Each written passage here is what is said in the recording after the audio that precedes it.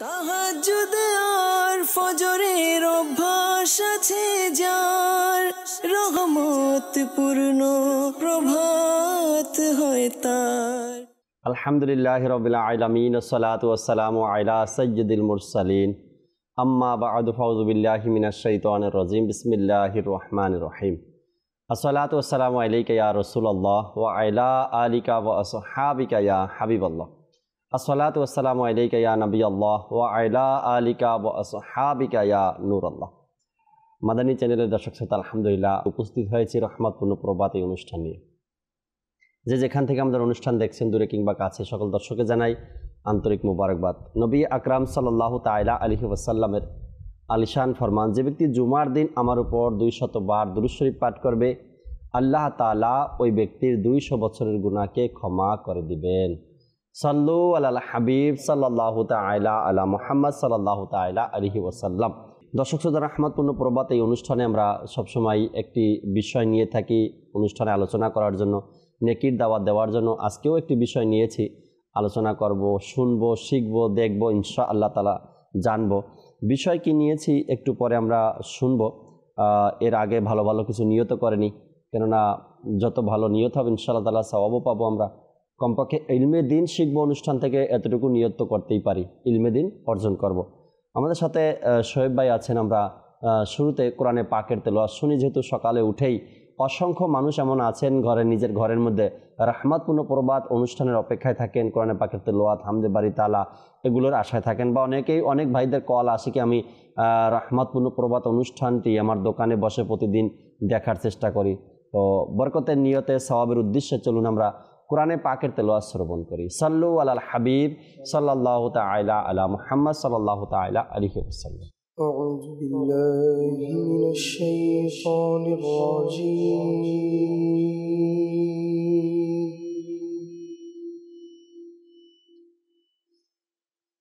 بسم الله الرحمن الرحيم.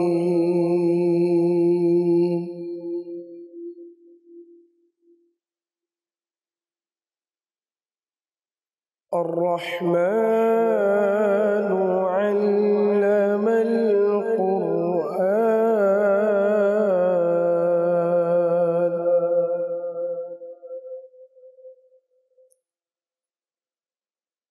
خلق الإنسان علمه البيان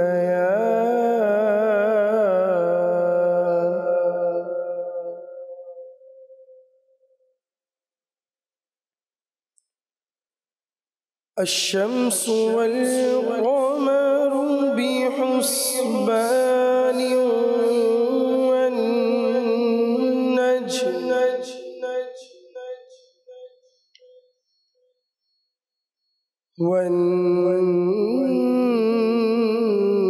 والنجم والشجر يسجدان.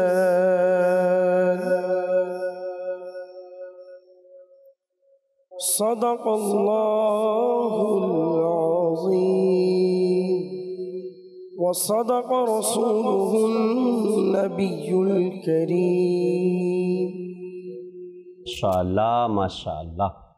আমরা কোরআনে পাক থেকে খুবই চমৎকার আয়াতে কারিমা তেলাওয়াত শ্রবণ করলাম।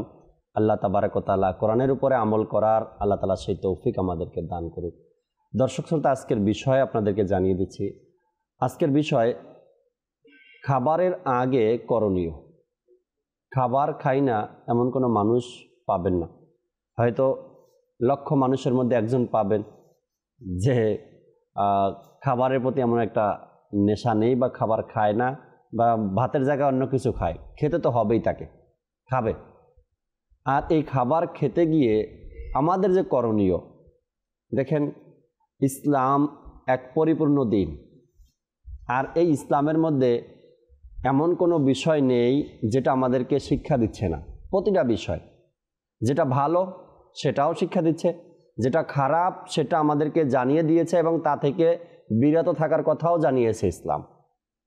ঠিক খাবার খাওয়ার পূর্বে যে করণীয় কাজগুলো আছে এ সম্পর্কে আমাদেরকে জানতে হবে।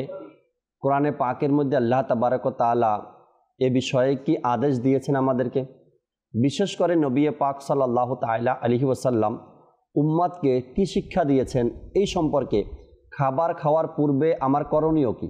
একজন মানুষ সেও নিজের দিন যেভাবে অতিবাহিত করে, খাবার সামনে আসলো জিজ্ঞাসা করা নেই কার খাবার কোথা থেকে আসলো, হালাল না হারাম, না ইসলামী তরতরিকা আছে না পদ্ধতি আছে, সামনে আসলো তো খাওয়া শুরু করে দিল। আচ্ছা, ডান হাতে খেলো না বাম হাতে খেলো এদিকেও খেয়াল নেই, দাঁড়িয়ে খেলো না বসে খেলো এটারও খেয়াল নেই, বাস খাবার সামনে আসছে, পেট পরিপূর্ণ করা এটা হলো তার উদ্দেশ্য। আর আমিও যদি এভাবেই খাই অন্যদের মতো, তবে তার মধ্যে আমার মধ্যে পার্থক্যটা কি হলো। এজন্য আমার জানা উচিত যে খাবারের আগে আমার করণীয় কি কি করণীয় আমার জন্য। আজ মোবাল্লিগে দাওয়াত ইসলামী তালিব আত্তারি ভাই আমাদের সাথে আছেন এবং মাইনুদ্দিন ভাইও আমাদের সাথে আছে।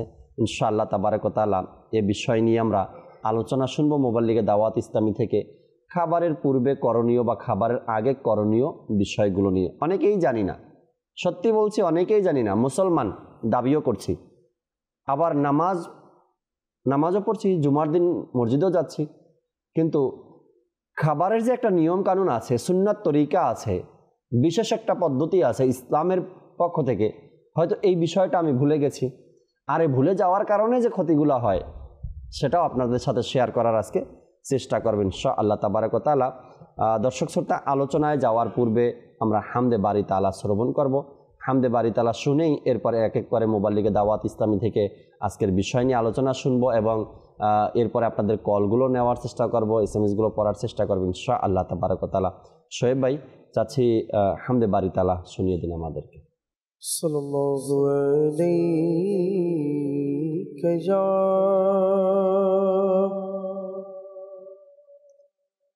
ইয়া রাসূলুল্লাহ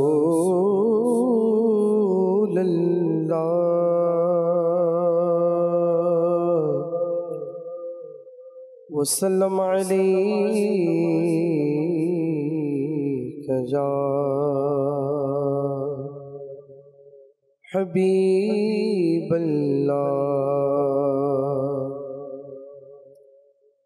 मैं जो यूं मदीने जाता तो कुछ और बात होती, कभी लौट कर ना आता तो कुछ और बात होती। सल्लल्लाहु अलैहि या रसूलल्लाह वसल्लम अलैका या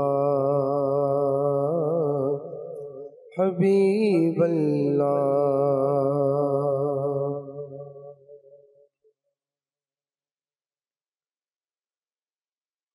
अल्लाहु अल्लाह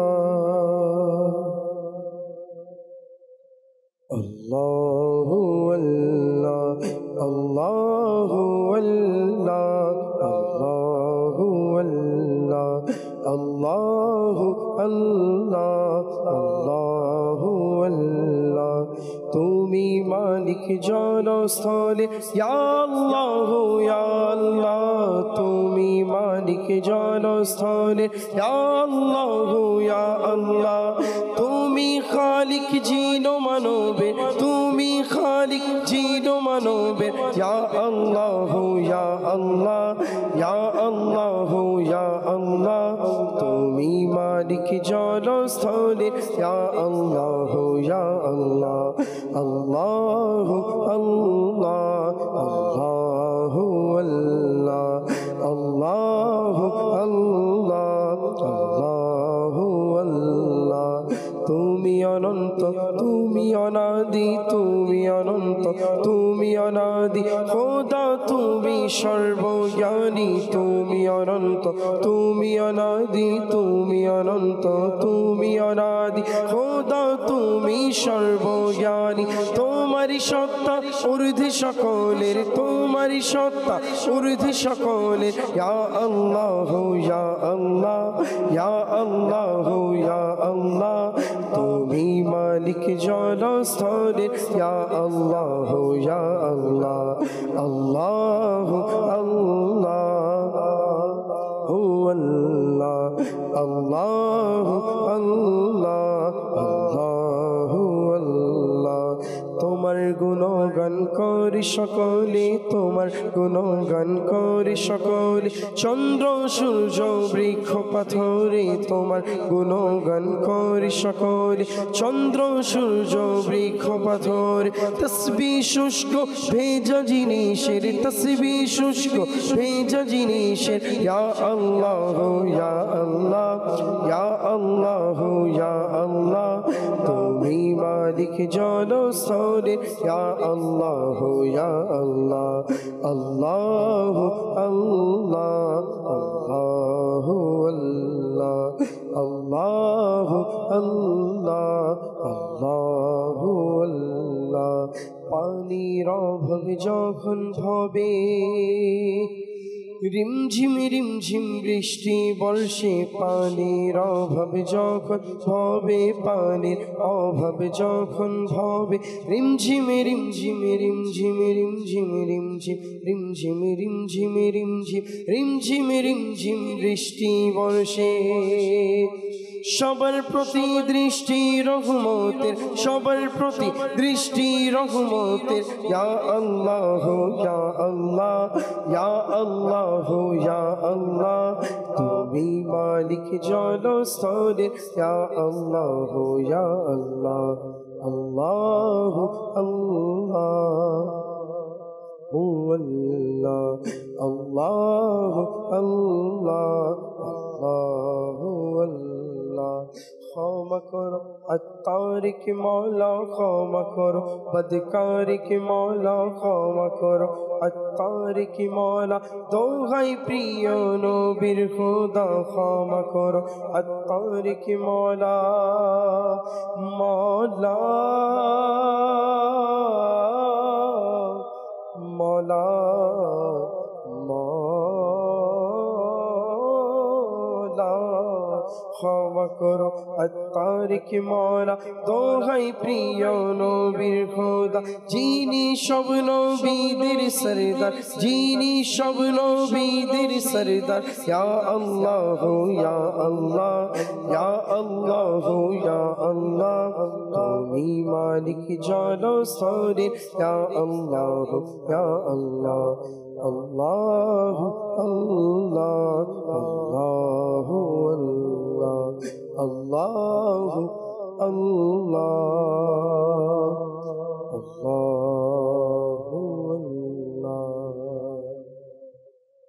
সুবহানাল্লাহ সুবহানাল্লাহ। আল্লাহ তাবারক ওয়া তাআলার প্রশংসা শুনতে করতে কার না ভালো লাগে? প্রতিটা হৃদয়েরই ভালো লাগে এটা, প্রতিটা অন্তরের ভালো লাগে এটা, যে রব তাআলার প্রশংসা করতে শুনতে। হয়তোবা ধোকায় পড়ে আছি, না হয়তো অলসতায় পড়ে আছি, রবের প্রশংসা করার মতো সুযোগ হয়ে ওঠে না, বা ধোকায় পড়ে আছি, করি না। কিন্তু প্রতিটা হৃদয়ের মধ্যে রবের প্রশংসার ভালোবাসা অবশ্যই আছে। আল্লাহ তাআলা কবুল করে নিক। দর্শক শ্রোতা, শুরু করতে চাই তালিব ভাই থেকে। আজকের যে বিষয় নিয়েছি, খাবারের পূর্বে করণীয়। তালিব ভাই কেমন আছেন আপনি? বিষয় তো শুনতেই পেয়েছেন যে খাবারের পূর্বে করণীয়। কিছু মাদানী ফুল দর্শকের উদ্দেশ্যে। আলহামদুলিল্লাহি রাব্বিল আলামিন ওয়াসসালাতু ওয়াসসালামু আলা খাতামিল মুরসালিন, আম্মা বা'দু ফাআউযু বিল্লাহি মিনাশ শাইতানির রাজিম, বিসমিল্লাহির রহমানির রহিম।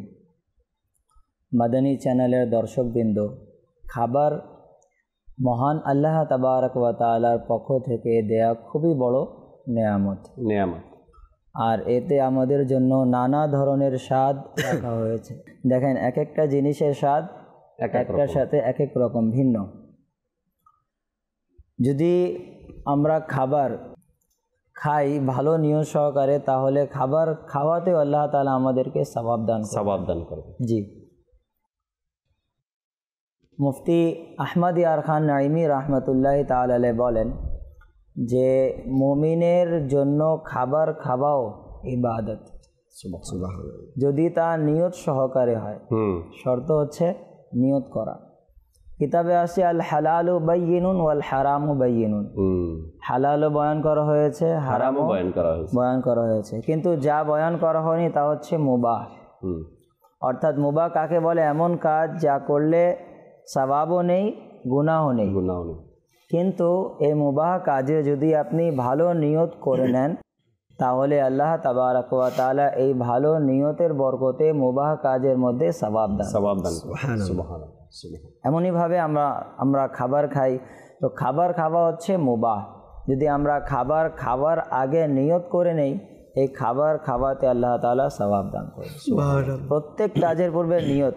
জাকির ভাই, নিয়তের গুরুত্ব এত বেশি যে দেখেন দুনিয়ার মধ্যে সবচেয়ে বেশি যে কিতাব পড়া হয় তার নাম কি?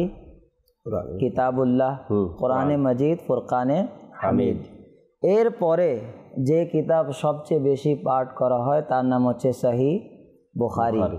মোহাম্মদ বিন ইসমাইল রহমতুল্লাহি তাআলা আলাইহি, যিনি সহিহ বুখারীর প্রণেতা, তার শান ও মান কেমন ছিল? তিনি প্রায় 6 লক্ষ হাদিসের তিনি জ্ঞানী ছিলেন। 6 লক্ষ তিনি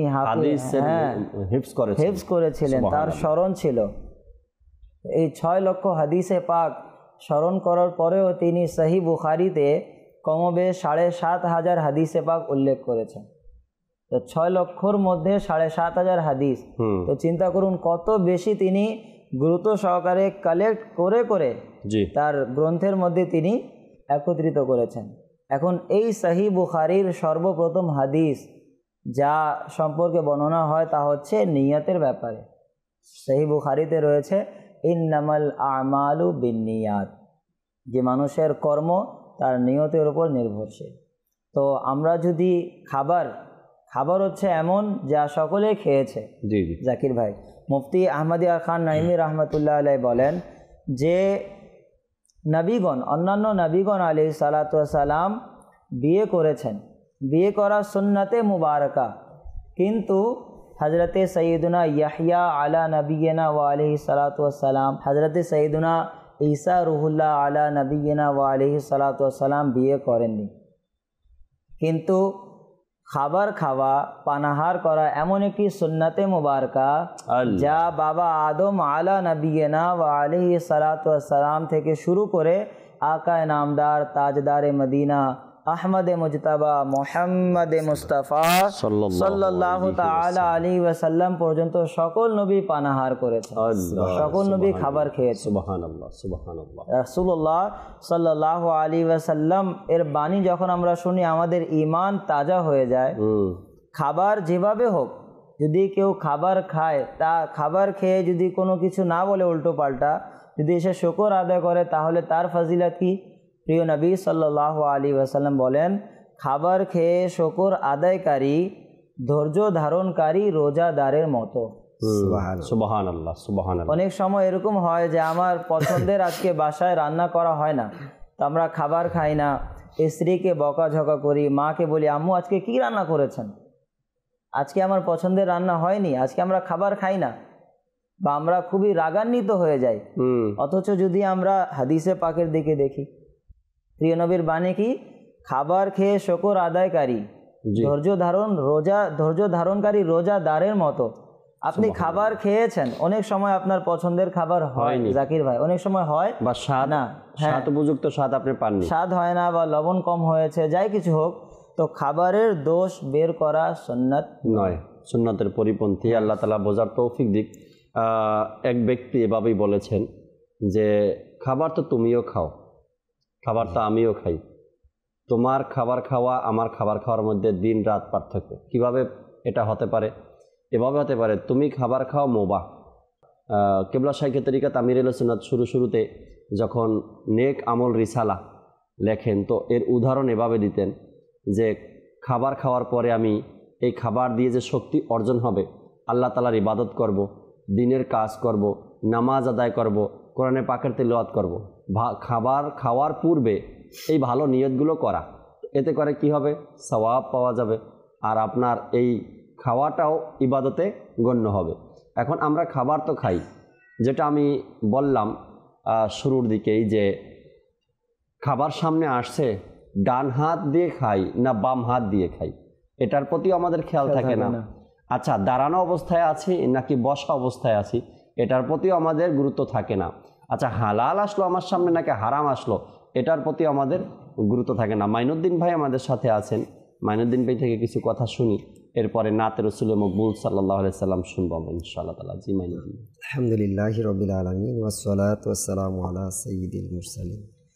আলহামদুলিল্লাহ জাকির ভাই, আজকের যে বিষয়বস্তু রয়েছে খাবার খাওয়ার পূর্বের করণীয়, চমৎকার একটি বিষয়।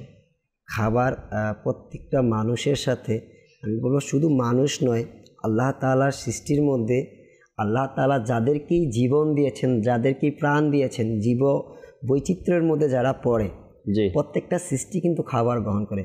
একেবারে ক্ষুদ্রতর ক্ষুদ্র পিঁপড়া থেকে শুরু করে পিপিলিকাও খাবার গ্রহণ করে। আল্লাহ তাআলা পিপিলিকার জীবিকা রিজিককে নির্ধারণ করে দিয়েছেন।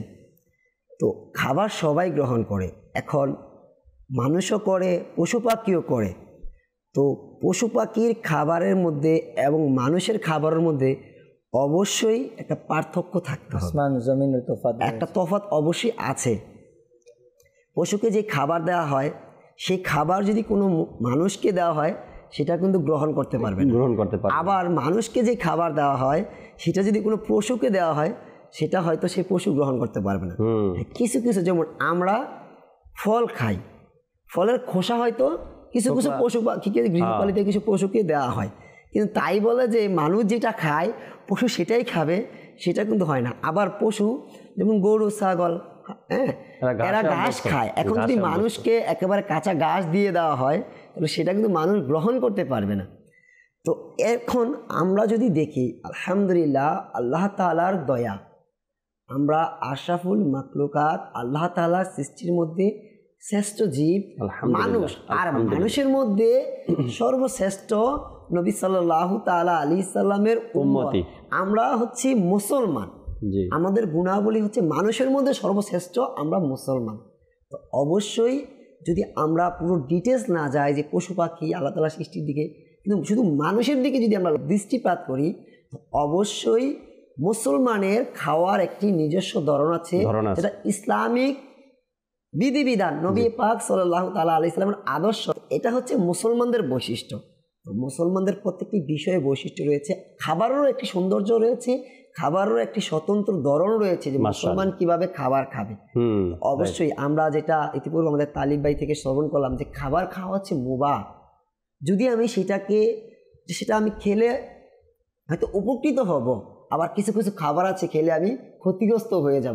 এই জন্য খাবার খাওয়ার পূর্বে আজকের যে বিষয় যে আমাদের করণীয় কি, তো আজকের বিষয়টা আমাদের জন্য খুবই একটি গুরুত্বপূর্ণ বিষয় যে আমি কি খাবো কি খাবো না, কোনটা খেলে আমার জন্য উপকারী হতে পারে, কোনটা খেলে আমার শরীরের জন্য ক্ষতি হতে পারে, এটা অবশ্যই আমাকে জানা দরকার। আর খাওয়ার পূর্বে এই জন্য আমাকে একটু চিন্তা করা উচিত। পাশাপাশি মুসলমান যেহেতু আমি রয়েছি, তো আমার খাবারের একটা সৌন্দর্য রয়েছে, আমাকে খাবারের পূর্বে ভালো ভালো নিয়ত করা, যেটা আমরা শ্রবণ করলাম, আপনি বলেন, আমার তালিব ভাই বললো যে ভালো ভালো নিয়ত করে নেওয়াকে সেটা আমি ইবাদতের মধ্যে কিভাবে গণ্য করতে পারি, ইবাদত হিসেবে আল্লাহ তাআলা দরবারে আমার সেই খাবারটা যাতে ইবাদতের মধ্যে শামিল হয়ে যায়। ডাক্তার বলেন, কবিরাজ বলেন বা রুহানি চিকিৎসা বলেন, যার কাছেই যাবেন সে আপনাকে প্রথম চিকিৎসা এটাই দিবে, অ্যালার্জি জাতীয় খাবার থেকে আপনি নিজেকে বাঁচিয়ে রাখুন।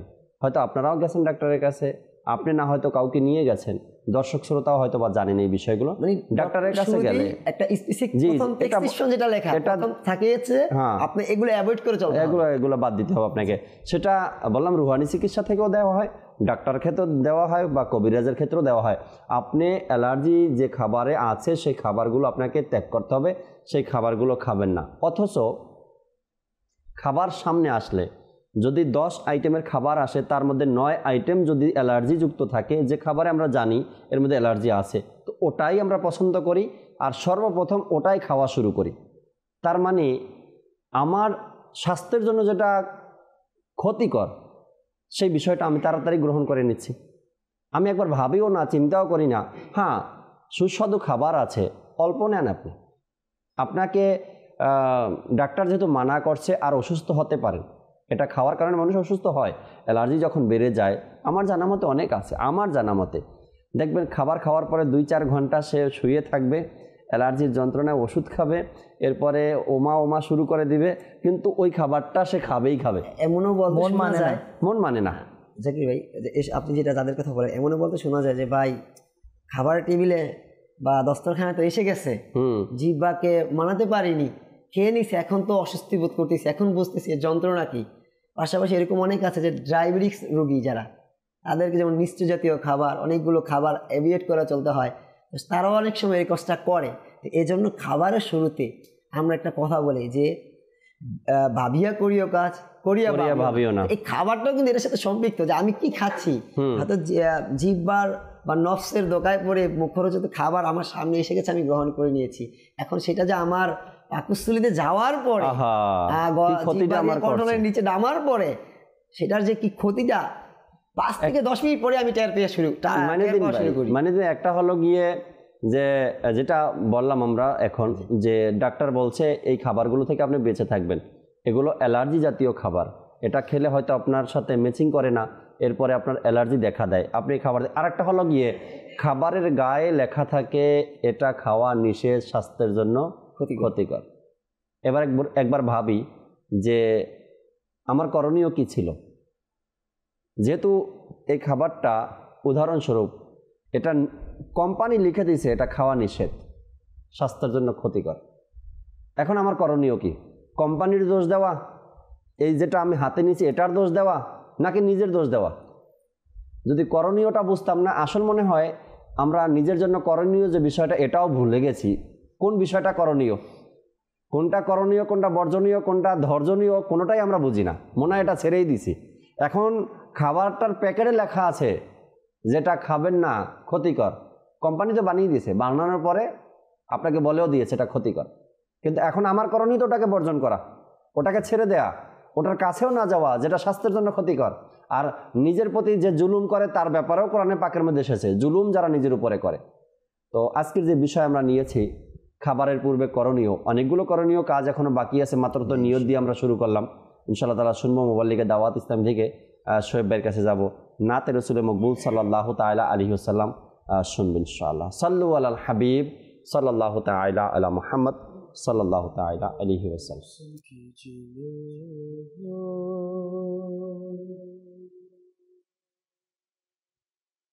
তোমার দরবার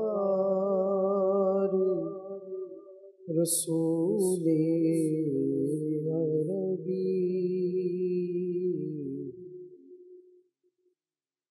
কি যে মোহন, তোমার দরবার রসূলে আরবি কি যে মোহন, তোমার দরবার রসূলে আরবি, তোমার দরবার দয়ার ভান্ডার রসূলে আরবি, তোমার দরবার দয়ার ভান্ডার রসূলে আরবি। অসহায়দের তুমি সহায় রসূলে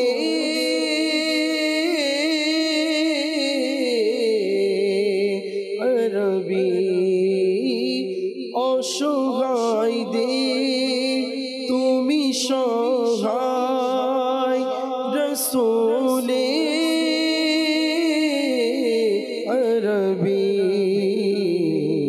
দুঃখীদের প্রতি তুমি উদার রসুলে আরবি দুঃখীদের প্রতি তুমি উদার রসুলে আরবি তো জাহানে তুমি বাদশাহ রসুলে আরবি দো জাহানে তুমি বাদশাহ রসুলে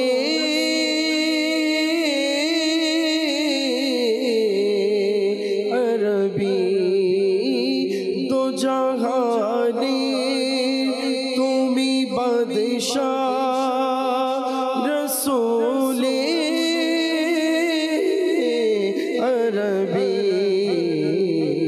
তুমি নবী দেরো সরদার রসুলে আরবি তুমি নবী দেরো সরদার রসুলে আরবি অশ্রু ভেজা নয়ন নিয়ে যখন আসব রোজা অশ্রু ভেজা নয়ন নিয়ে যখন আসব রোজায় দিও মোরে তোমার দিদার রসুলে আরবি শূন্য হাতে ফিরিনি ক্যোं তোমার দরবার হতে শূন্য হাতে ফিরিনি ক্যোं তোমার দরবার হতে কতই মহান তোমার দরবার রসুলে আরবি কতই মহান তোমার দরবার রসুলে আরবি কাঁদে আসতে আশিকেরা তব প্রিয় মদিনায় कहाँ की दौलत कहाँ को मनसब कसम खुदा की है ये हकीकत जिन्हें बुलाया है मुस्तफ़ा ने वही मदीने को जा रहे हैं बनेगा जाने का फिर बहाना कहेगा कर कोई दीवाना चलो दीवाने तुम्हें मदीने मदीने वाले बुला रहे हैं कादे आशते आशिकेरा तब प्रिय मदीनाय कादे आशते आशिकेरा तब प्रिय मदीनाय कादे आशते आशिकेरा तब प्रिय মদিনায় দেখাওতা দে তব দরবার রসুলে আরবি দেখাওতা দে তব দরবার রসূলে আরবি দয়ার নজর দিও আত্মারের প্রতি হে নবী দয়ার নজর দিও আত্মারের প্রতি হে নবী দয়ার নজর দিও বদকারের প্রতি হে নবী বলে দাও তাকে তব গোলাম হে রসূলে আরবি বলে দাও আমায় তব গোলাম রসূলে আরবি কি যে মহান তোমার দরবার রসূলে আরবি তোমার দরবার দয়ার ভণ্ডার রসূলে আরবি সুবহানাল্লাহ। কালাম নাতে রসুল মকবুল সাল্লাল্লাহু আলাইহি সাল্লাম শুনছিলাম আমরা। আল্লাহ তাবারক ওয়া তাআলা কবুল করে নিক। আল্লাহ তাআলা মদিনার ভালোবাসা অন্তরে আরও বেশি দান করুক। দর্শকের কল আছে, কলের দিকেও যাব। আর আজকে যে বিষয় আমরা নিয়েছি খাবারের পূর্বে করণীয় আরেকটি বিষয়ে তুলে ধরার চেষ্টা করব, সামনে নিয়ে আসবেন ইনশাআল্লাহ তাআলা। সেটা হলো নবী পাক সাল্লাল্লাহু তাআলা আলাইহি ওয়াসাল্লামের পক্ষ থেকে আমাদেরকে দেখানো, শেখানো এবং করতে বলাও হয়েছে। আর সেটা কি? খাবারের পূর্বে ভালো করে হাত ধুয়ে নেওয়া।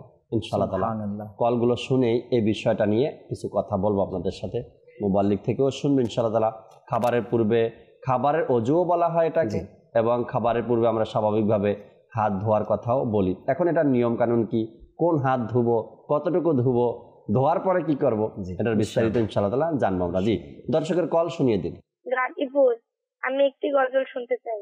আসবি রাব্বি জাল্লাল্লাহ। সাথেই থাকুন ইনশাআল্লাহ তাআলা। শোয়েব ভাই আছেন, নোট করতেছেন, তিনি শোনাবে। পরবর্তী কল দেন। আমি মোফাজ্জল বলছিলাম, সিলেট বিয়ানীবাজার। অনুষ্ঠানটা দেখতেছি আসলে খুব সুন্দর, এবং এত সুন্দর অনুষ্ঠান, চ্যানেলগুলো খুব সুন্দর, এগুলো ঘরে ঘরে থাকা উচিত। মাশাআল্লাহ, চমৎকার অভিমত আপনি দিয়েছেন মাদানী চ্যানেলের ব্যাপারে। আল্লাহ তাআলা কবুল করে নিক। সাথে থাকবেন সবসময়, আশা রাখি অপরকেও দাওয়াত দিবেন। পরবর্তী কল দেন। রংপুর থেকে মোহাম্মদ আলামিন।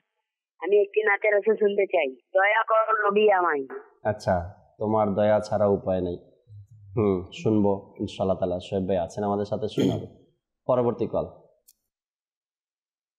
আমি পটুয়াখালী থেকে বলছিলাম, মেহেদী হাসান। আমি আপনাদের চ্যানেল দেখছি, আমার কাছে অনেক ভালো লাগে। আজকের অনুষ্ঠান রহমতপূর্ণ প্রভাত, অনেক সুন্দর বিষয় নেওয়া হয়েছে। এর থেকে আমরা অনেক কিছু শিখতে পারবো এবং জানতে পারবো। আমাদের জন্য দোয়া করবেন ইনশাআল্লাহ তাবারাক ওয়া তাআলা। আল্লাহ তাআলা ভালো রাখুক, সবসময় মাদানী চ্যানেলের সাথেই থাকবেন ইনশাআল্লাহ তাআলা। পরবর্তী কল। আমি চাঁদপুর থেকে বলছিলাম, আমার নাম মোহাম্মদ সাইফুল ইসলাম। আমি একটি নাতে রাসূল শুনতে চাই। মদিনা যাওয়ার যাওনা এই জায়গার নবী রাহমাত শাফিয়ে উম্মত। মাশাআল্লাহ, চেষ্টা করবো এটাও শোনানোর জন্য, সাথেই থাকুন। পরবর্তী কল। বাস্তালি মোহাম্মদ সেলিম। আপনাদের চ্যানেল প্রতি সকালে দেখি। আমার দোকান আছে তো, পুরো দোকান মানুষ সবসময় দেখে, খুব ভালো লাগে। এখনো চলতে আছে, আল্লাহ দিলে। আমার একটু দোয়া করিবেন। আল্লাহ তাআলা ভালো রাখুক, আপনাকে সুস্থ রাখুক। এভাবে করে যদি প্রত্যেক দোকানদার ভাই নিজের দোকানের মধ্যে। আমি একদিন নারায়ণগঞ্জ পঞ্চবটি যে এরিয়া আছে, ওখান থেকে কোথাও যাচ্ছিলাম। ওখানে একটা টিভির শোরুম যে থাকে, আল্লাহ তাআলা অনেক বড় দয়া। তখন মনের মধ্যে এত আনন্দ হলো আমার, এক সিরিয়ালে টিভিগুলো থাকে দাগের মধ্যে, সারা শোরুমের মধ্যে না, তো সম্ভবত রমজান মাস ছিল। প্রতিটা টিভিতেই যেগুলো স্ক্রিন অন আছে, সবগুলো টিভিতেই মাদানী চ্যানেল। সুবহানাল্লাহ।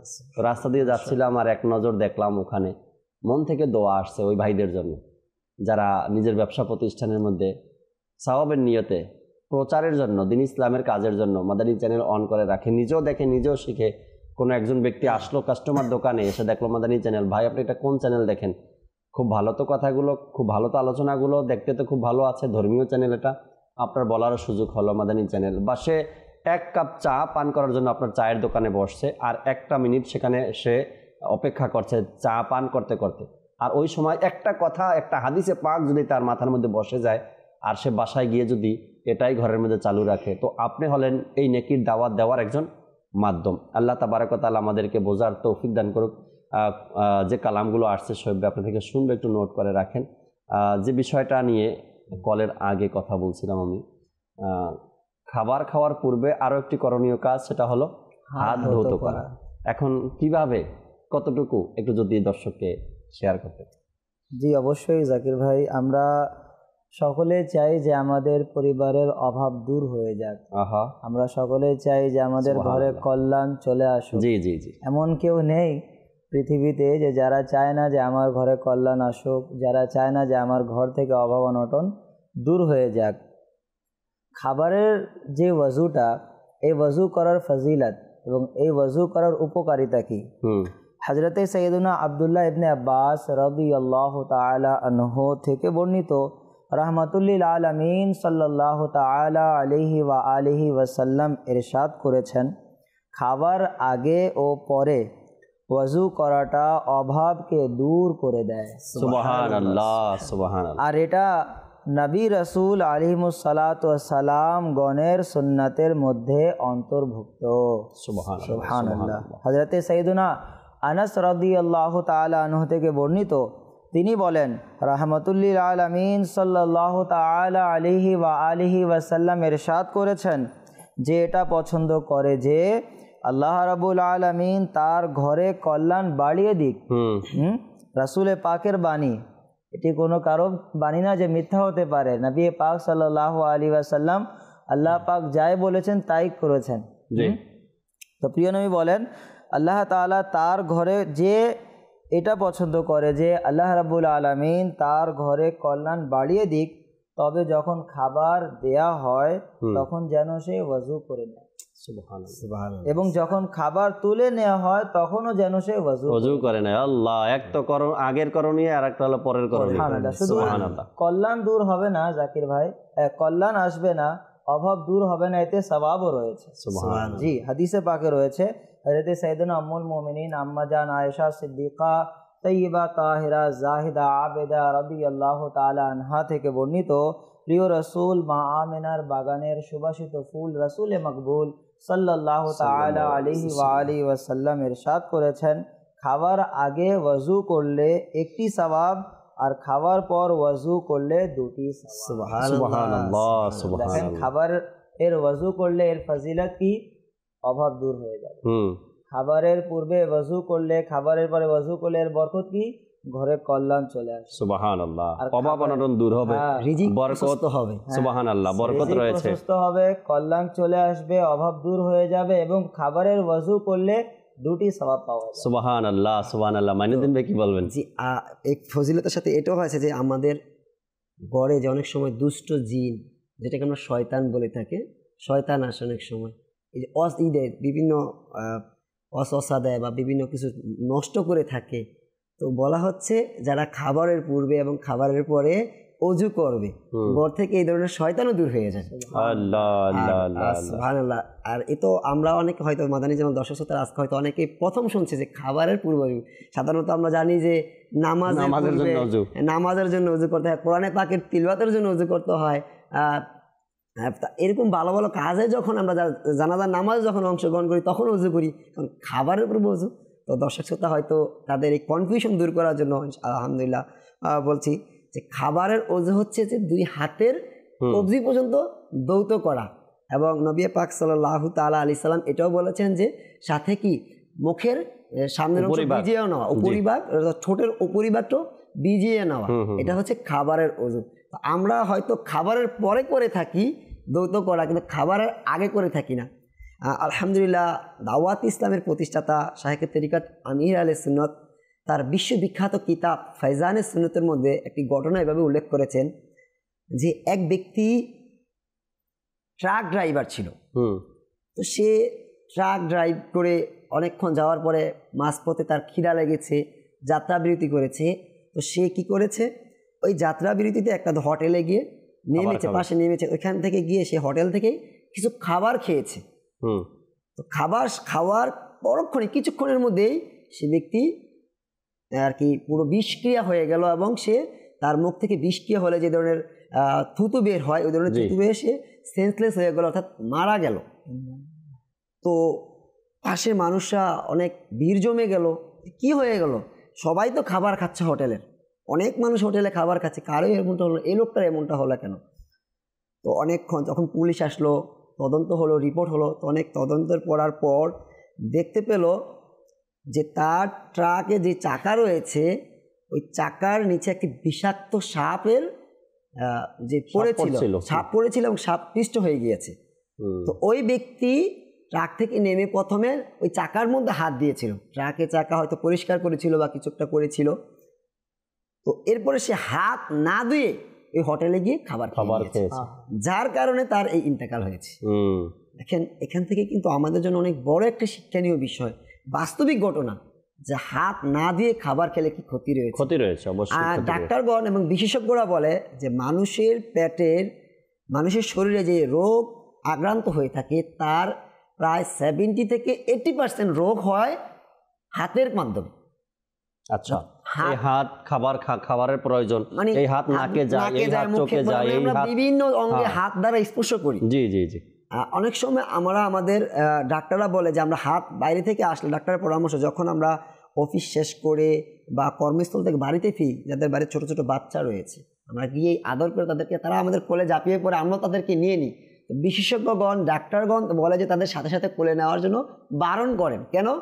আমার শরীরের সাথে, আমার হাতের সাথে কত জীবাণু লেগে থাকতে পারে, সেটা তার গায়ে, তার মুখে, তার হাতে লেগে গেল, তখন ওই বাচ্চা তো আর বুঝবে না যে হাত দিয়ে আবার ওই জায়গা চুলকাতে হবে, বা গালে হাত দিল, মুখে হাত দিল, বরাবর সে মুখে দিয়ে ফেললো, এতে করে সেও অসুস্থ হয়ে যেতে পারে। তো এই জন্য আমাদের উচিত যে সর্বপ্রথম একটা বিষয় আমরা তো আমল করব, আর যদি এটাকে আমরা নবী পাক সাল্লাল্লাহু তাআলা আলাইহি সাল্লামের সুন্নত হিসেবে আমল করি, ইনশাআল্লাহ আমরা সওয়াবও পাবো। নবী পাক সাল্লাল্লাহু তাআলা আলাইহি সাল্লামের সুন্নতে মোবারকাগুলো আলহামদুলিল্লাহ এতটাই বরকতময়, এতটাই ফজিলতপূর্ণ যে মানুষের ইহকালীন এবং পরকালীন সকল ক্ষেত্রেই উপকারী আর উপকার। যদি আমরা খাবারের পূর্বে হাত দিয়ে নিই, ইনশাআল্লাহ আমাদের হাতে যদি কোনো জীবাণু থাকে সেই জীবাণু দূর হয়ে যাবে ইনশাআল্লাহ। আমরা ঘরের মধ্যে যখন খাবার খাই, এটা আমারও ঘরের মধ্যে ছিল ছোটবেলা থেকে এক অভ্যাস, খাবার খেতে বসলেই মা ছোট একটা পাত্রে পানি দিত, মানে সব খাবারের সব আয়োজন করার পরেও একটা ছোট্ট পাত্রে পানি নিয়ে আসতো, যাতে করে সবাই ওটার মধ্যে হাত ধুইতে পারে। আমাদের চিলিমচি বলা হয়, ওটাও ব্যবহার করে। আবার অনেক এলাকাতে ওটা এমনি বাটিতে পানি ব্যবহার করে, ওটাও অনেক ঘরে অনেক সময় ব্যবহার হয়, এমনি আলাদা করে অন্য একটা বাটিতে পানি দেয়। আর এটা দেওয়ার উদ্দেশ্য হলো এটার মধ্যে সবাই হাত ধুইবে। আচ্ছা, হাত তো ধোয়ার জন্য পানি আনছে, কিন্তু ইসলাম এখানে কি বলে? নবী পাক সাল্লাল্লাহু তাআলা আলাইহি ওয়াসাল্লামের তরিকা বা আমাদের যেটা শিক্ষা, সেটা হলো উভয় হাত ধুইতে হবে। এখন ঘরের মধ্যে যেটা হয়, আমাদের তো অভ্যাস আছে হাত ধোয়ার, আমরা কি করি, ওই বাটির মধ্যে এক হাত, যে হাতে খাবার খাই শুধু ডান হাত ধুই, কিন্তু ইসলাম বলে উভয় হাত ধোয়ার জন্য, তাও আবার কবজি পর্যন্ত। কেন?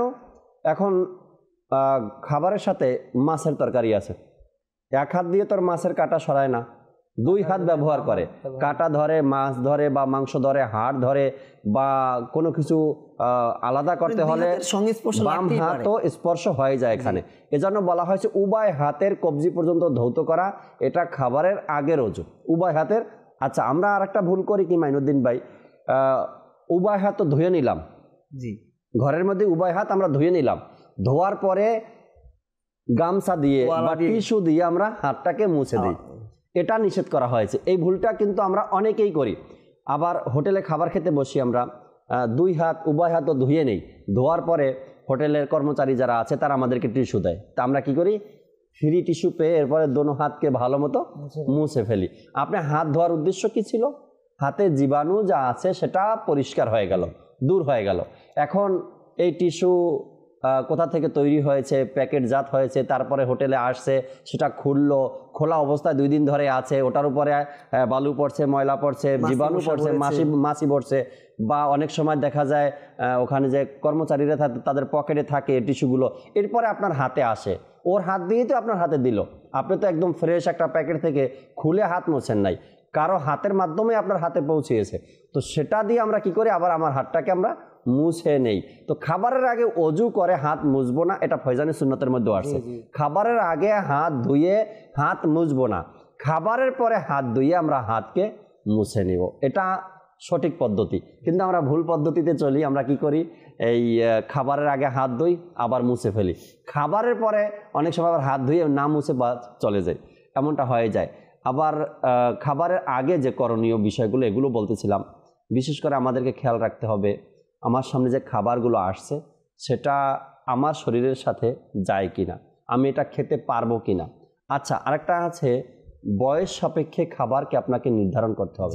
এখন আমরা বাচ্চাদের কিছু খাবার বের হয়েছে, ওটার মধ্যে লেখা থাকবে 1 থেকে 2 বছর, 2 থেকে 5 বছর, 5 থেকে 10 বছর।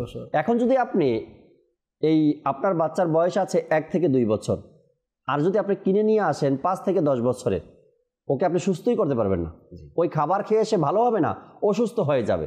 এটা মানতে রাজি আমরা, এটা কেন মানি না যে আমার বয়স অনুযায়ী আমি কতটুকু মিষ্টি খেতে পারবো। খাবারের আগের করণীয় বলছি আপনাদেরকে, আমার বয়স অনুযায়ী আমি কতটুকু ঝাল খেতে পারবো, আমার বয়স অনুযায়ী আমি কতটুকু খাবার খেতে পারবো, এটা আমাকে জানতে হবে, আমাকে বুঝতে হবে। এখন খাবার আসলো সামনে, ইচ্ছা মোতাবেক খেয়ে নিলাম, পরবর্তীতে অসুস্থ হয়ে পড়লাম, এটা যেন না হয়। দর্শকের কিছু অনুরোধ ছিল, শুনি শোয়েব ভাই থেকে আপনাদের যে অনুরোধগুলো ছিল, অনুরোধের কালাম এক পংক্তি 2 পংক্তি করে শুনে নিই, এরপর ইনশাআল্লাহ তাআলা আরও শেষ কিছু আলোচনাও করবেন ইনশাআল্লাহ। সাল্লু আলাল হাবিব সাল্লাল্লাহু তাআলা আলা মুহাম্মদ সাল্লাল্লাহু তাআলা আলাইহি ওয়াসাল্লাম।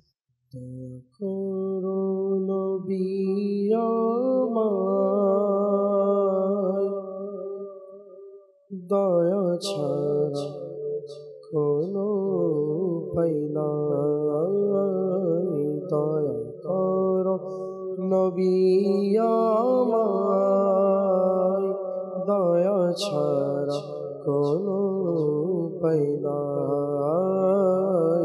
আমার মৃত্যুর কঠিন সময়ে, আমার মৃত্যুর কঠিন সময়ে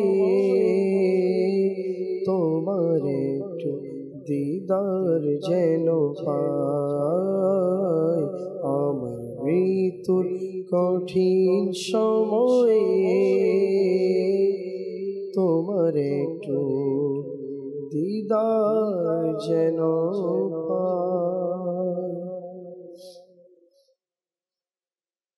মদিনা যাওয়ার দাও না ইজাজত, মদিনা যাওয়ার দাও না ইজাজত, নবী রহমত শফি উম্মত, নবী রহমত শফি উম্মত, कराओ डेके पान प्रेमेरी शरबत, कराओ डेके पान प्रेमेरी शरबत, नबी रहमत शफी उम्मत, नबी रहमत शफी उम्मत।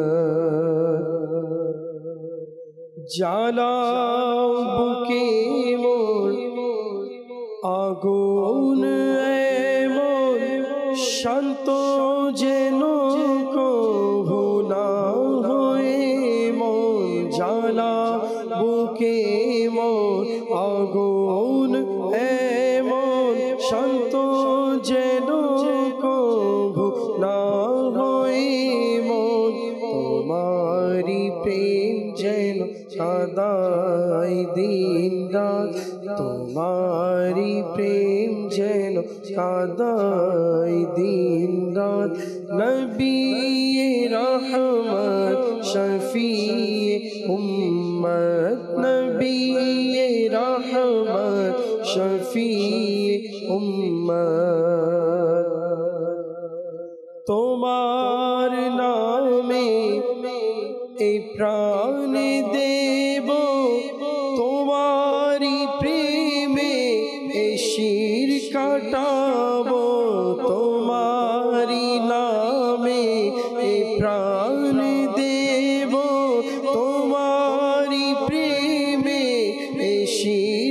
কাটাবো, দাও এমন মনোবল, দাও এমন হিম্মত, দাও এমন মনোবল, দাও এমন হিম্মত, নবী রহমত উম্মত, নবী রহমত শফি উম্মত, হুসैन ইবনে আলী রসিলা, ওসে পাকের পুত্র রজার ওসিলা, হুসैन ইবনে আলী রসিলা, ওসে পাকের পুত্র রজার ওসিলা, দাও না মোরে, দাও না মদিনায় মোরে শাহাদত, দাও না মদিনায় মোরে শাহাদত, নবী রহমত শফি উম্মত, নবী রহমত শফি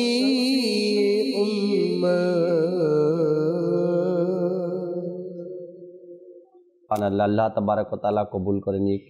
কালাম শুনছিলাম আপনাদের অনুরোধের কালামগুলো, আলহামদুলিল্লাহ, আল্লাহ তাআলার অনেক বড় দয়া। আজকের যে বিষয় আমরা নিয়েছি দর্শক শ্রোতা আলোচনা করার জন্য, খাবারের পূর্বে করণীয়। খাবারের পূর্বে করণীয় দেখেন, যখন খাবারের টাইম হয় আমরা না দস্তারখানার দিকে আমাদের খেয়াল থাকে, না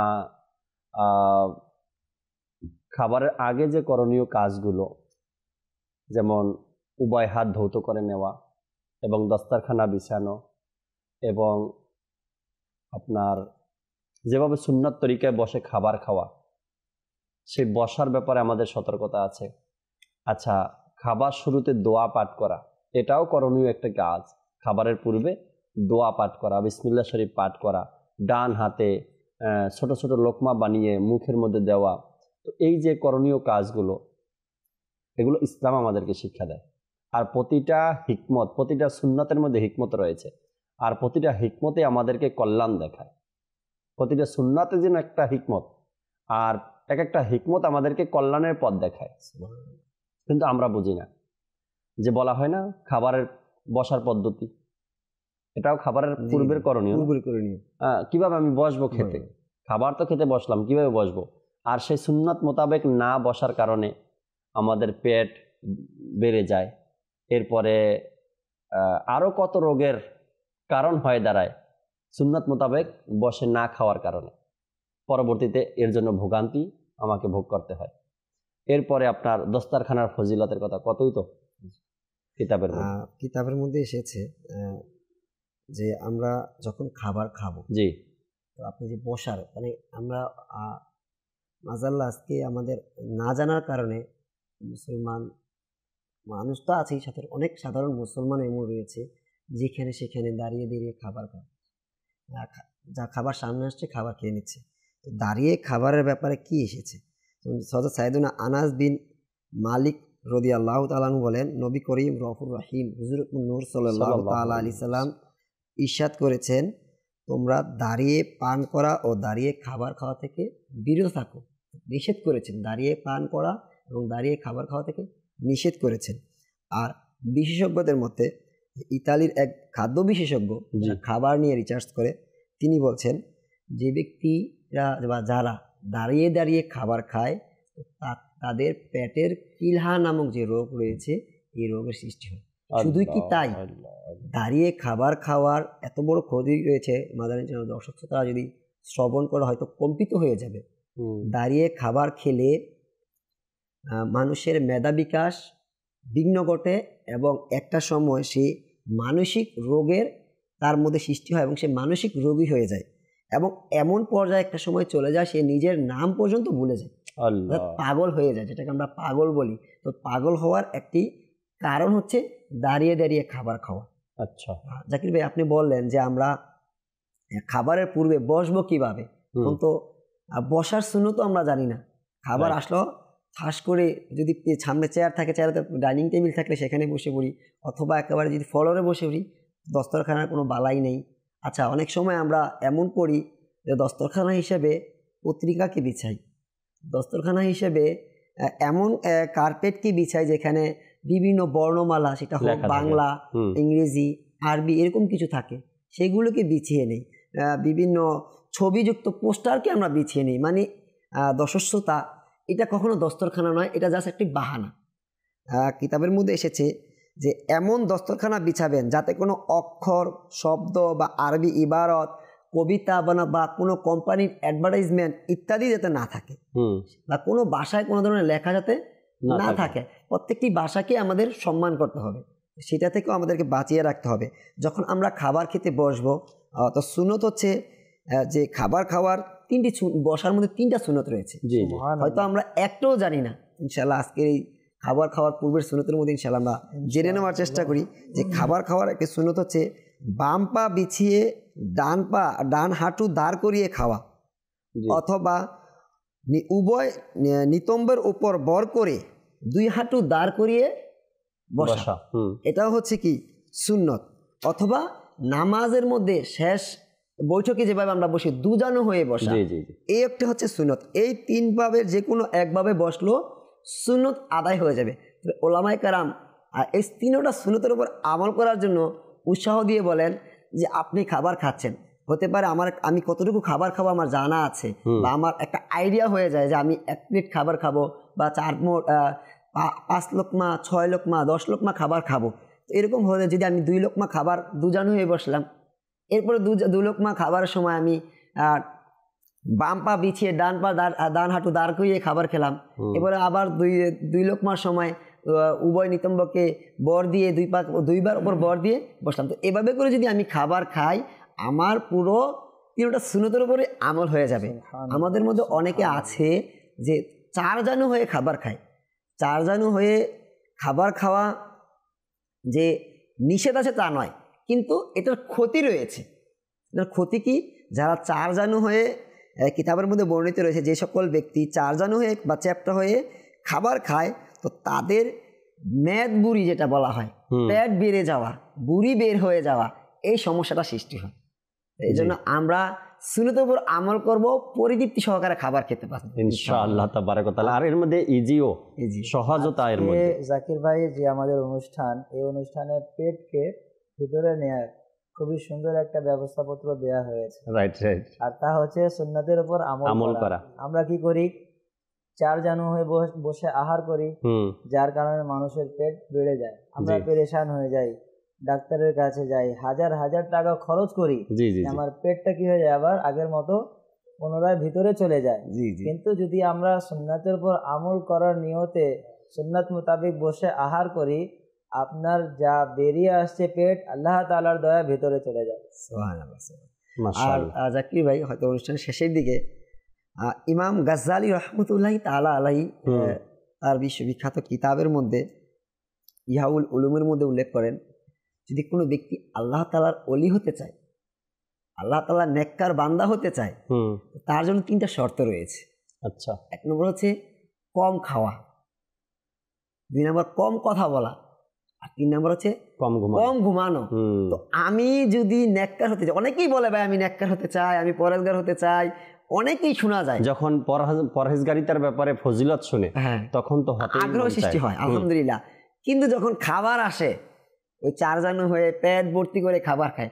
আমাদের এটা মাথায় রাখতে হবে, আমি যদি পরহেজগারি হতে চাই, ইবাদতের মধ্যে মিষ্টতা অর্জন করতে চাই, ইমাম গাজ্জালি রহমতুল্লাহি তাআলা এটাও বলেন, যদি কোনো ব্যক্তি ইবাদতের মিষ্টতা অর্জন করতে চায়, তাহলে তাকে কম খাবার খেতে হবে, কম খাবার খেতে হবে। রাইট। ওই জন্য আমাদের খাবারের পূর্বে উচিত যে চিন্তা করা, আমি কতটুকু খাবো, ও আমার ইবাদতের মধ্যে মিষ্টতা অর্জন কতটুকু। একদম বাস্তব কথা। অনেক সময় হয় তালিব ভাই, মানুষের চিন্তা ভাবনা ছাড়াই এই কাজগুলো যে বিষয় নিয়েছি খাবারের পূর্বে করণীয়। এখন কোনো ব্যক্তি সফরে যাবে, সে জানে যে আমার গাড়িতে সফর আছে, কম হোক বেশি হোক, 2 ঘন্টা হোক আর বা 6 ঘন্টা হোক, কিন্তু সেও ওই পেট ভর্তি করে খাবার খেয়ে নেবে। আবার কোনো ব্যক্তি দেখে যে আমার 12 ঘন্টা, 15 ঘন্টা, 20 ঘন্টা সফর আছে, আবার সে অনেক সময় দেখে সাথে খাবার নেয় না, চিন্তা ভাবনা নেই, এরকমের একটা মন মানসিকতা নেই। এগুলোর প্রতি আমাদের খেয়াল দেওয়া উচিত। যখন কোনো ব্যক্তি দেশের বাহিরে সফরে যায়, দেখা গেছে অনেক সময় অনেক দেশে যাইতে 18 ঘন্টা লেগে যায়, 20 ঘন্টা লেগে যায়, 22 ঘন্টা লেগে যায়। তো আমাদের উচিত কিছু শুকনা খাবার সাথে রাখার জন্য, যাতে করে পথের মধ্যে খাওয়া যায়। আবার আমরা যারা নিজের এলাকাতেই সফর করি 2, 4, 5 ঘন্টার বাসের, আমাদের উচিত কম খাবার খেয়ে তারপরে বাসে ওঠা, না হয়তো ওয়াশরুমের প্রয়োজন হতে পারে বা বমি আসতে পারে। এমন খাবার আমার খেয়েও বের হওয়া উচিত যাতে আমার পথিমধ্যে যাত্রাপথে জি জি প্রাকৃতিক ডাকে সারা না আসে যায়, এমন কোনো কাজে যেন আমার যেতে না হয়, গাড়ি ব্রেক করতে না হয় বা ডিস্টার্ব আমার না হয়, এমনটার প্রতি আমাদের খেয়াল রাখা উচিত। যে বিষয় আজকে নিয়েছিলাম খাবারের পূর্বে করণীয় বা খাবারের আগে আমার করণীয়, কয়েকটা বিষয় নিয়েই কিন্তু আমরা আলোচনা করছি। এক তো ভালো ভালো নিয়ত করা, এরপরে আপনার খাবারের আগের অজুর সম্পর্কে খেয়াল রাখা। ঘরের মধ্যে আজ ছোটদেরকে এই বিষয়টা নিয়ে আমাদের কোনো শিক্ষাই আমরা দিচ্ছি না। বড়দের মধ্যে তো নেই, ছোটদের মধ্যেও নেই। তারা বড়রা কোথাও হাত দিলে সেটা বুঝে শুনে দেয়, কোনটা ময়লা, কোনটা অপরিষ্কার, কোনটা জীবাণু, এটা বড়রা বুঝে, কিন্তু ছোটরা বুঝে না। ছোটদেরকে দেখবেন চুলার কাছে ছেড়ে দিবেন, ওরা চুলাতে গিয়ে হাত দিবে।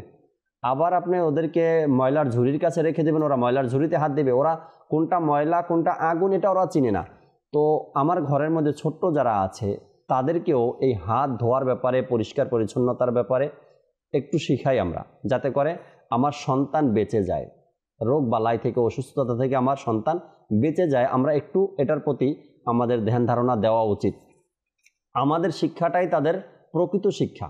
আমার ঘর থেকে যেটা শিখবে সেটাই হলো আসল শিক্ষা। তার বাহিরে যত কিছুই শুনুক না কেন, ওই ঘরের অভ্যাসটা তার থেকেই যাবে, ঘরের অভ্যাসটা তার মধ্যে পাবেন আপনি। এই জন্য ছোটোবেলা থেকেই আমাদের উচিত ছোটদেরকে খাবারের পূর্বে করণীয় যে কাজগুলো আছে, খাবারের আগে ভালো মতো উভয় হাত ধোয়া, হাত ধুয়ে না মোছা এবং দস্তারখানা বিছানো, একসাথে খেতে বসা, এবং খাবার যদি আমরা একসাথে খাবার খেতে বসি তো কার কোনটা প্রয়োজন সেটা আরও একটা বিষয় এখানে। তালিব ভাই, খাবার খেতে বসলে আমার পছন্দনীয় জিনিসটা আমি আগে নিয়ে নিই।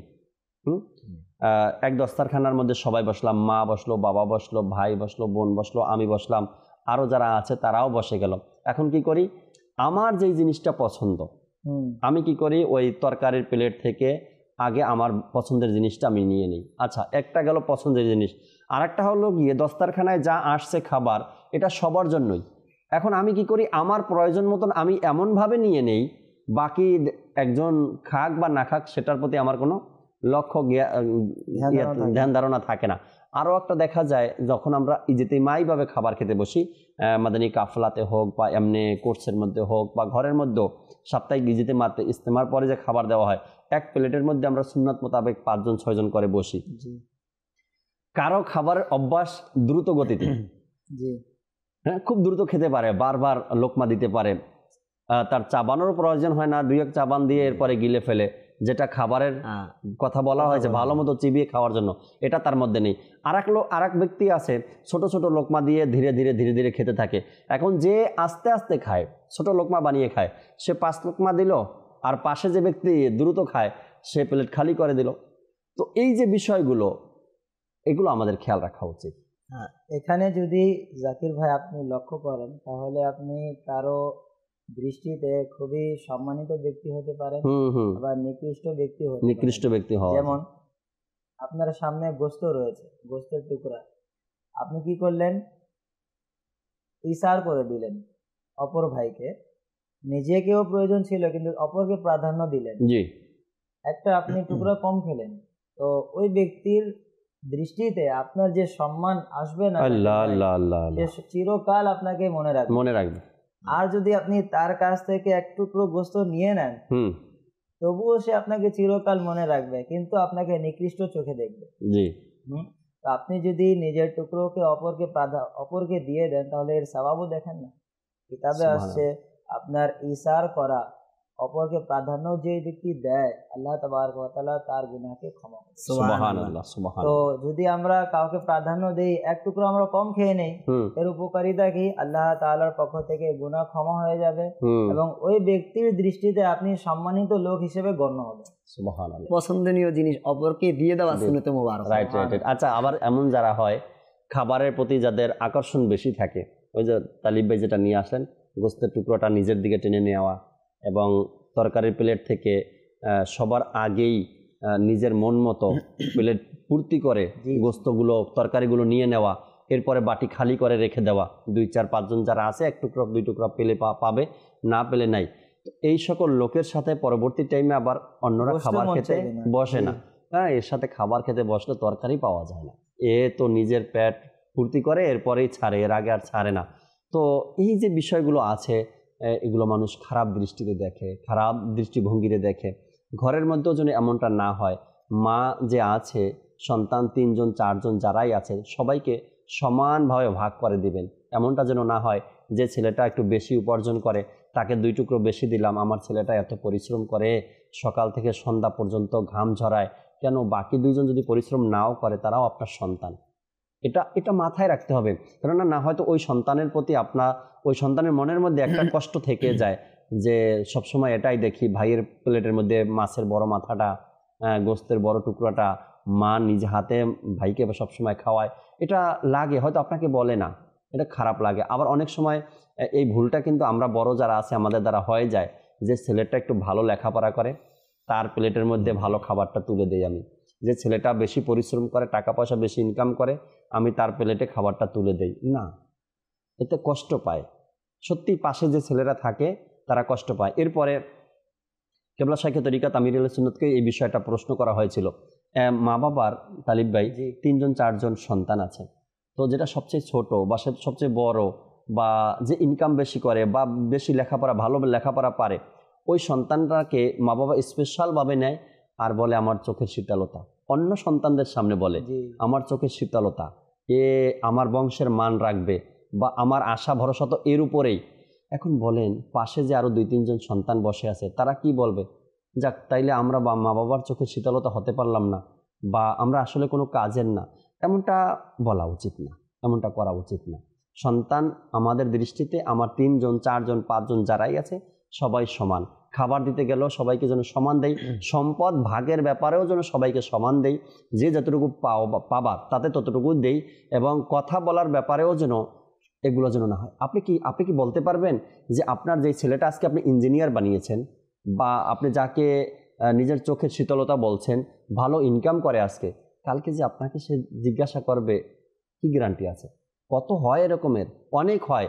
শেষ পর্যন্ত দেখা যায় যাকে আপনি চোখের শীতলতা সবার সামনে বলছেন সেই ইঞ্জিনিয়ার ছেলে শহরে চলে গেছে নিজের সন্তানাদিদেরকে নিয়ে, আর আপনার কৃষক ছেলেটাই আপনাকে নিয়ে গঞ্জে পড়ে আছে। হাজার ঘটনা এমন আছে। তো এটা করে কষ্ট দিবেন না অন্য সন্তানকে। আশা রাখি ইনশাআল্লাহ তাবারক ওয়া তাআলা এই ভুলগুলো যেন আমরা না করি, খাবারের পূর্বে করণীয় কাজগুলো আমরা স্মরণে রাখবো। আল্লাহ তাবারক ওয়া তাআলা বোঝার আমল করার তৌফিক দান করুক। আগামীকাল সকালে আবার ইনশাআল্লাহ তাবারক ওয়া তাআলা রাহমাতপূর্ণ প্রভাত এই অনুষ্ঠানে উপস্থিত হব, নতুন একটি বিষয় নিয়ে আলোচনা করব ইনশাআল্লাহ। আপনারাও সাথে থাকবেন আশা রাখি। আসুন যে যেখানে আছি আমরা দাঁড়িয়ে সালাতু সালাম পাঠ করি।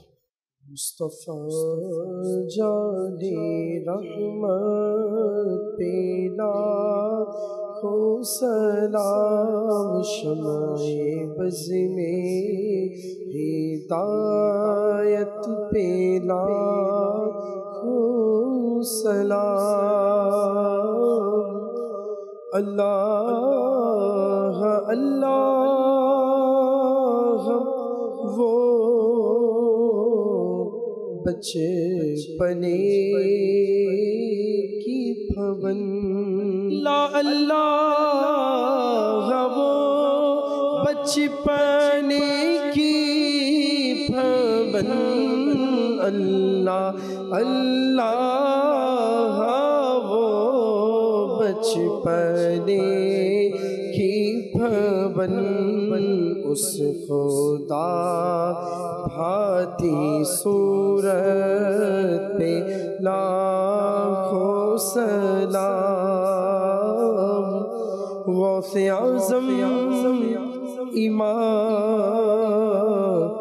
मुत्तक़ावन्नो का जलवाए शान कुदरत पे लाखों सलाम। काशे महशर में जब उनकी आमद हो और भेजे सब उनकी शौकत पे लाखों सलाम। तुम मुझसे खिदमत के कुदसी कहे हाँ रज़ा मुस्तफ़ा जाने रहमत पे और फैज़ से जिनके लाखों नमाज़ी बने फैज़ से जिनके लाखों इमाम सजे उस अमीरे अहले सुन्नत पे लाखों सलाम मुस्तफ़ा जाने रहमत पे लाखों सलाम शम्अ बज़ में हिदायत पे लाखों सलाम।